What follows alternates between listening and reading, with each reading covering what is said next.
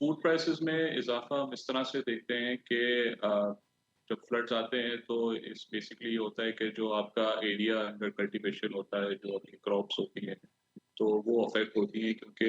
आपकी काफ़ी significant portion of जो कल्टीवेशन है वो नियर और अराउंड फ्लड प्लेन और रिवर्स के प्रॉक्सिमिटी और इनकी विसिनिटी के एरियाज़ में ही होता है। अगर हम 2022 को देखें तो उस वक़्त ये नोटिस किया गया था कि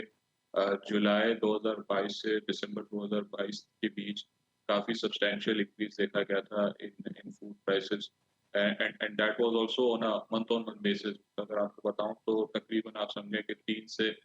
5% month on month on an average जो है फूड प्राइसेज़ जो है में बढ़ी थी। अब प्रिलिमिनरी एनालिसिस शोज़ के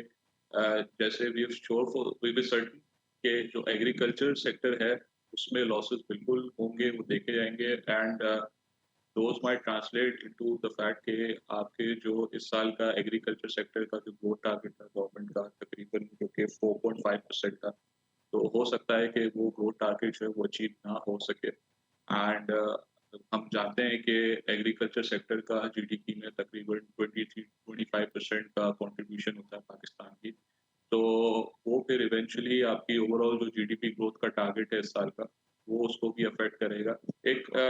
जस्ट फॉर एग्ज़ाम्पल अगर मैं कोट करता जाऊँ तो वी नो के 2022 में जब फ्लड्स आए थे तो उस वक़्त एस्टिमेट ये किया गया था कि तकरीबन 15.2 बिलियन डॉलर्स का जो है वो जीडीपी को नुकसान हुआ था, जो कि रफली comes to about 4% of the GDP floods की वजह से। टेक्सटाइल के अंदर ये रिस्क हो सकता है कि जो आपकी कॉटन की प्रोडक्शन अभी जो हार्वेस्ट हो रही है वो तो अगर वहाँ पे कुछ लॉसेस आए हो आपकी कॉटन की जो खड़ी फसल अगर डैमेज हुई हो, तो वो एक नेगेटिव थोड़ा-सा होगा आपके टेक्सटाइल सेक्टर के लिए। साथ-साथ मैं आपको बताता चलूँ कि जो सबसे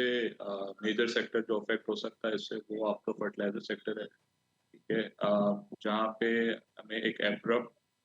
जो है आप समझ लें कि डिमांड कॉन्ट्रैक्शन देखने को मिल सकती है बिकॉज़ आपकी जितनी भी एग्रीकल्चर एक्टिविटी है, it has actually come to a standstill, ठीक है? तो प्रीवियसली भी अगर मैं ज़िक्र करूँ 2022 का फिर से तो हमने देखा था कि जो आपके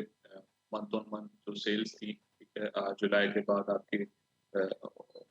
जुलाई की या अगस्त की तो वो फर्टिलाइज़र सेल्स में काफ़ी ज़्यादा हमने डिक्लाइन देखा था ऑन अ बेसिस पे। If I recall correctly urea sales तकरीबन 37% गिरी थी मंथ ऑन मंथ। डैप की सेल्स तकरीबन 54% गिरी थी मंथ ऑन मंथ।